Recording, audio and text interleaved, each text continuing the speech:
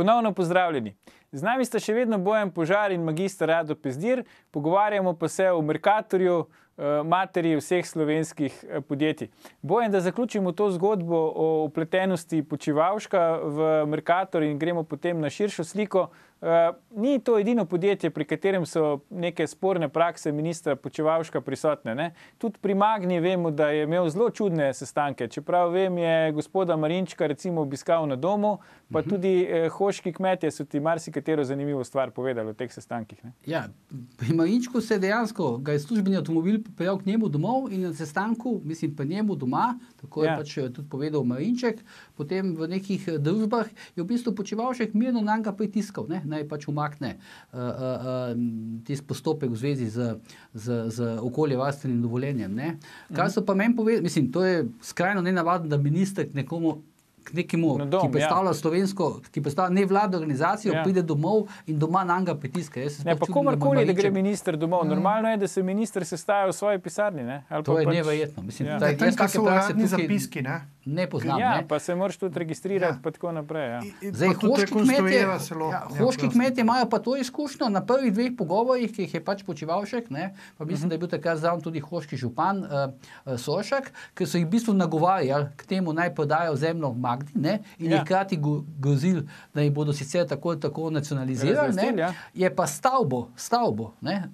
Kjer se je dogajal ta sestanek, so obkrožili varnostniki, ne? Ne sicer vladni varnostniki, ne policija, ampak najeta varnostna služba, ki je tudi strogo pregledovala vsakega kmeta, ki je prišel noter. In meni je takrat cela vrsta teh kmetov, hoških, ne, povedala, da to bila za njih nenavadna situacija.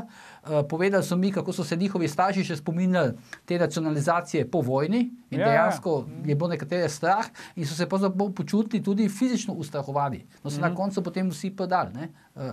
Oziroma nekateri postopki še tečejo. Tako da to so zelo, zelo nenavadne prakse za neko vlado, predstavnika neke vlade, ministra, ne, ki se sklicuje na to, kako je svobodomiselna, kako je razvojna, kako je etična in podobno, ne. Pravzaprav ta praksa je brutalna. No, ne nazadnje, smo zdaj videli, ne, pravzaprav vsi poslanci, ki so zagovarjali recimo ta agresiven pristop glede dovoljenj v Magni, niso bili izvoljeni v Mariboru. Če smem dodati še svojih 5 centov k opisovanju delovanja ministra Počivalška, ne. Spomnite se ene izmed notoričnih situacij, ko je fotograf Reporterja Lavre zasačil Zemljariča, ki je nelegalno za izolski otok luberil pri prav ministru za gospodarstvo Počivalšku, ne. In tisto, kar je zanimivo, seveda je to, ne, da je to samo peak of the iceberg bil ta izolski otok, pod njem je zgodba o ladjedelnici Izola, ne, ki pa je 40-milijonska in zaradi katere ima kazensko ovadbo Matej Narat iz Nove Ljubljanske banke, ne, ki pa je ta ekipa mlajših fantov, ne, ki v bistvu stvorijo neke mreže, tako kot Jamnik, ne. Zelo zanimiv preplet enih starih ekip, ala Zemljarič, pa mlajših ekip in Počivalšek, ki je kle vmes in deluje, kot da bi medijeral med njimi ali pa talal rente. Ampak to morate priznati, ja, izvoli, Bojan. Ne, mogoče je pri Jamniku treba še to povedati, no, prej nam je malo zmanjkalo časa, hotel sem še dodati še eno pomembno okoliščino. Borut Jamnik je predsednik Združenja nadzornikov Slovenije, ne? In on na teh seminarjih celo predava o tem, kako mora izgledati korporacijsko upravljanje, kakšna mora biti praksa in podobno. In zato, kar se je pa zdaj šel, je pa popolnoma kontra. To so popolnoma državno-mafijske metode. Nima veze z korporativnim upravljanjem, ne? In tukaj vidimo, kakšen je razkorak med tem, kaj nekdo govori, kaj nekdo predava in kaj potem dejansko počne v praksi. In to je velika samota za Združenje nadzornikov. Se pa jaz bojim, da nečesa ne vidimo, ne? Ampak mislim, da se bo kmalu razkril, ne? Neka logika je, kako je ta članek prišel v Dnevnik in zakaj je prišel v Dnevnik. Tukaj en del slike še mora biti, ki ga še ne vidimo. In jaz si ne predstavljam, ampak je kle še ena ekipa očitno, ki puša še eno agendo čez. Mislim, da bomo v naslednjih mesecih ugotovili, da imamo en spopad tam. No, koliko jaz vem, je znotraj teh ljudi, ki jih je prej našteval Rado, znotraj teh ljudi se je pojavila klin, ki se mu reče Kostić, ne? srpski tajkun Kostić, ne, ki ima neke svoje interese ravno pri Savi, Gorenjski banki in tako dalje in nekaj znanih ljudi, ne, prejšnjih sodelavcev je začelo iz Slovenije zdaj delati za Kostića, aktivno delati za Kostića, lobirati za Kostića, recimo Igor Jurij Pogačar in tako dalje, ne, in tukaj se zdaj ustvarja tudi nek notranji spopad, ne rečem, da je to botrovalo temu članku, ampak nekaj se pravzaprav dogaja na tej sceni tudi, ne, tej zvezi. Morate pa res priznati, ne, da do zdaj nismo bili navajeni, da bi ministri na tak način delovali. Ne. Bili smo navajeni, da so, ne vem, Dragi Sajlovići hodili okrog, pa Darki Njavri, ne. Zdaj pa kar ministri, vidim, že prevzemajo to vlogo tistih, ki pritiskajo, ne, na meji že fizičnega pritiska ali pa včasih čez mejo celo na ljudi, grozljivo. Ne. Ampak zakaj recimo, če se zdaj spomnimo, kako se je ta zgodba z Mercatorjem na začetku začela, ne? Čist začetka Mercatorja. Imamo en video, zelo zanimiv. Veš, kaj nisi povedal? Da sem te jaz postavil za direktorja. Ampak mi pa ne bi da te politika nastavlja. Točno politika te nastavlja, jaz sem te nastavil.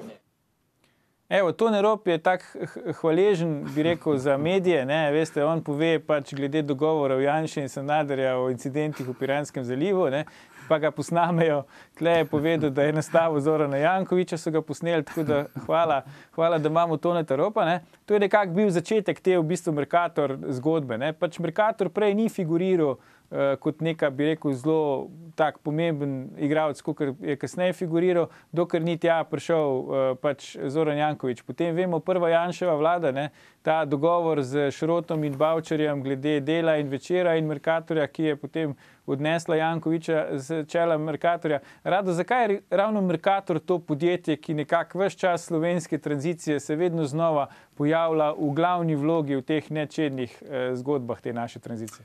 Moja teza je zato, ker njegova poslovna dejavnost pronica zelo globoko, tako horizontalno kot vertikalno po slovenski ekonomiji in je zelo velik biznisa vezanega na njega. Ne. Bi pa rad dve stvari v zvezi s tem povedal. Prva je, geneza Mercatorja je seveda za neregularnimi prevzemi Emone, potem praktično vseh veletrgovcev in trgovcev v Sloveniji, kjer mu je de facto bilo spregledano čez prste izjemna koncentracija trgovinskemu sektorju, ki je bila toliko močna, da se je kasneje poznala tudi na predelovalcih pa kmetijskemu sektorju. Ne. Druga je pa seveda, da je ta projekt združevanja vseh trgovcev in izjemnega širjenja bil neverjetno podprt z denarjem, krediti iz državnih bank. In da se je znotraj tega konstruiral en monstrum, ki je zajel, ne vem, par panog, 5-6 panog, to še preden je Laško prišel noter, ne, in bil vse na kreditih, ki jih niso mogli odplačati. Ne. Kar kaže, da je bila ena strašljiva politična sila v zadnji za Mercatorjem, ki ga je ustvarjala. In zdaj bom s tem končal, da nam pretiraval. Mi smo na Logarjevi komisiji Toneta Ropa vprašali, kaj je zdaj mislil s tem, kaj je to povedal. Ne? In on je rekel, da ni mislil osebno sebe, ampak politike. Ja, pa rekel, jaz sem te nastavil, ok, dobro. Ja, jaz v smislu jaz politik. Ne? Aha, on je ampak posebno pridemo v politiko to zgodbo, takrat, ne, ki pokaže, da je razvoj Mercatorja, dopuščanje motenja konkurence, iztiskanje dobaviteljev, nenormalni krediti iz bančnega sektorja stvar politične sheme. In je tudi danes. Bojan, a drži zgodba, da je pač, ne vem, koliko je bilo 9 neuspešnih poskusov prodaje Mercatorja, ne, zadnji je bil potem uspešen, ker je pri prejšnjih 8-9 Borut Jamnik nasprotoval prodaji, potem pa, ko se je on z njo strinjal, ne, smo pa lahko prodali to podjetje. To bi nekako imelo logiko, glede na to, da vidimo, da zdaj še po toliko letih, ne, ki so zdaj že minila od prodaje, še vedno pri aktualnem gospodarskem ministru, on zraven sedi in skupaj pritiskata za menjavo nadzornikov v Mercatorju. Ja, dobro, zdaj jaz ne vem, če je bilo ravno 9 poskusov prodaje, ampak očitno je Borut Jamnik del te ekipe, ki pravzaprav nikoli intimno ni preživela, ne? Oziroma se ni mogla sprijazniti z tem, da je pač Mercator šel ne toliko v roke nekega tujega kapitala, ampak da je šel iz neke njihove posesti, ne? Ker oni so pač s tem Mercatorjem na nek način upravljali, ne? In predvsem preko seveda kadrovsko. Ne? In zdaj se očitno ta, kako bi rekel, jaz to vidim, da je tudi, gre pravzaprav za neko tako, bom rekel, neko določeno psihozo. In to je očitno tudi pogruntal Počivalšek, ko se je začel naenkrat, on je parkrat javno izjavil o tem, da pač vlada razmišlja o tem, da bi kupila Mercator, pa potem demantiral. Celo da ga bo on privat kupil, potem, ko ne bo več minister in tako naprej. Ja, in tukaj sta se, najprej bo dobil svoj delež nazaj iz Termo Olimia, ki ga je začasno uradno prodal. Ampak hočem reči, in tukaj sta se očitno nekako našla na tej liniji, Jamnik in on, se pravi, on kot tisti, ki je, bom rekel, bil na nek način, kako bi rekel, pijan od slave teh velikih poslov, ki jih je pač po njegovem peljal v Sloveniji, govorimo o Počivalšku, in Borut Jamnik, ki se očitno nikoli ni intimno s tem sprijaznil, da več on ni tisti, ki bi upravljal, pa vsaj so upravljal Mercator. In na tej točki so se očitno nekako našla. No, meni je tukaj predvsem neznanka nekoč močna zaviralna sila iz AUKN-ja Marko Golob, ki je bil pa izjemno angažiran proti prodaji Mercatorja. In spet je nekje v sivini, ali je Marko Golob in ta ekipa zraven ali ne. Je to vprašanje, ki zahteva odgovor, da vidimo celotno konstelacijo sploh. Zdaj, po dostopnih podatkih, kot smo že prej bežno omenili, podjetje dobro posluje. Kje bi bil recimo ekonomski razlog za menjavo dveh nadzornikov? In zakaj bi recimo vlada ali pa minister njen v družbi Boruta Jamnika pritisku na tuje zasebne lastnike, da v podjetju, ki je v njihovi lasti, zamenjajo nadzornike z nekimi drugimi nadzorniki? Zdaj, koliko imam pač jaz nekih internih informacij iz tega pogovora, ki je bil pač pri ministru Počivalšku, pa okoli katerega se sučemo, moram reči, da so bili tujci, ki so bili tam, so bili menda zelo neprijetno presenečeni nad tem, kaj se pravzaprav sploh tam pogovarjajo. Oni so prišli tja, koliko pač sem bil jaz informiran, na neke vrste tudi vljudnostni obisk pač vabi minister, kar se pač stori, če si v tuji državi. Ampak kar je bilo zanimivo je to, da je tam Jamnik šel tudi čez neka pravila dobrega, lepega obnašanja, menda je izgubil živce na sestanku, začel je poviševati glas in podobno, potem, ko očitno te njegovi predlogi niso bili sprejeti, kar je spet neka dodatna dimenzija, ampak vse, menda je te tujce je presenetil ta sploh, ne samo, bom rekel, tom pogovora, ampak sploh to temo, o kateri so se pogovarjali. Ker če se v tujini pogovarjaš o tem, kako boš zamenjal del vodstvene strukture, moraš biti pa delničar, moraš dati denar na mizo in pokazati, dokot seže ta tvoja zadeva. Mislim, v finančnem smislu. In tega, zdaj spet bom rekel to, kar sem slišal, menda se ne dogaja več niti na Hrvaškem, niti v Bosni in Hercegovini, niti v Srbiji, ko govorim o Balkanu, da je nekaj takega, tako so vse ugotavljali tujci, ki so bili tukaj zraven, da je to očitno možno samo še v Sloveniji. In to je ta šok, recimo. To je, recimo, bom rekel, celo mnogo večja tema, lahko večja tema medijska, kot pa recimo sestavljanje vlade ta hip. Ja, definitivno. Jaz resno računam, da bo ena prvih preiskovalnih komisij, ki bo ustanovljena na novem sklicu parlamenta, tudi preiskovalna komisija za Mercator, ki bo raziskala to početje pač ministra Počivalška. Ampak kako si pa vidva razlagate, recimo, da pa pooblaščenec, tako rekoč ministra Počivalška osebno in formalno vlade na podlagi Lex Mercatorja v upravi Mercatorja, pač gospod Plantev, pa ni del strokovnega sveta ministra Počivalška za Mercator. A ni to nenavadno? Saj to bi bilo logično, da se minister Počivalšek z gospodom Plantevom srečuje na to temo, ne pa z lastniki, pa jih proba prepričati, naj svoje nadzornike zamenjajo v podjetju. Ja.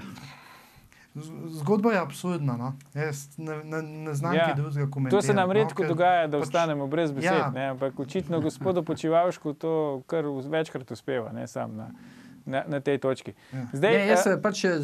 Jaz lahko govorim samo nekaj takih, bom rekel, informacijah, ki pač dobivam, ki zdaj tudi ne morem tukaj dokazati. Ampak slišim, da Plantev, kot pooblaščenec vlade, v upravi Mercatorja nikoli ni kaj, kako bi rekel, da bi zaviral kakšne procese, pa zahteval kakšno posebno dokumentacijo ali pa karkoli. V principu tam poslovanje Mercatorja gre dosti mimo njega. Tako da je očitno bolj tam kot nek opazovalec. Opazovalec, mogoče bolj kot nekdo, ki prinaša informacije na vlado, kaj se dogaja in tako dalje. Je pa res, da je pa očitno vprašanje, kakšen je zdaj ta odnos med njim in Počivalškom, gleda to, kot pravi Šaljuš, kot ugotavljamo, da ni član tega strokovnega sveta. Ja, sej, mislim, vprašanje, komu nosi informacije, pa kake, ne. Ampak, a vidva računate, da se bo ta zgodba z Mercatorjem, da bo pomembna zdaj tudi v teh pač koalicijskih pregovarjanjih in dogovarjanjih, je lahko to ena izmed tem, tako kot pač pravita, enih ključnih tem, zdaj tudi za prihodnje politično dogajanje? Ja, za SD bo, ne. Mi danes zelo dobro vemo, da so prodajo ustavljali pisma ministra Židana in Francija Križana v upravi NLB-ja, ne. Križaniča, ja, in ne vem, zakaj bi to zdaj pa šlo iz agende. Jaz mislim, da bo to definitivno zgodba. Na drugi strani je SMC za pa še Levica je za ponovni odkup nazaj. Ja, in definitivno bolj se bo ta zgodba kurila, ne. Bolj bo to vplivalo tudi na sestavljanje koalicije, ne. Zdaj, sicer so vsi nekako v smeri podržavljanja, ampak jaz mislim, da ima vsak svojo agendo skrito vzadaj in da to ne bo enostavno poenotenje stališč. Bojan, kaj ti praviš? Bo Mercator točka v koalicijski pogodbi? Ne vem, pa glede na to sestavo tega strokovnega sveta bi lahko pričakoval, da bo pa recimo imel tudi, ne vem, minister za finance, pa gospod Počivalšek, kakokoli, pač strokovni svet za prodajo NLB-ja, ne, in da bo tam po tej logiki bo sedel recimo predsednik uprave Mercatorja, ne, če tukaj sedi predsednik NLB-ja, ampak v obeh strokovnih svetih bi lahko bil recimo Borut Jamnik. Borut Jamnik bi bil predsednik obeh strokovnih svetih. Ampak predsednik obeh strokovnih svetov, ja. Bojan Požar, magister Rado Pezdir, najlepša hvala za vajine današnje komentarje v naši vdaji. Vrnemo se po oglasih, ko gremo na mundial.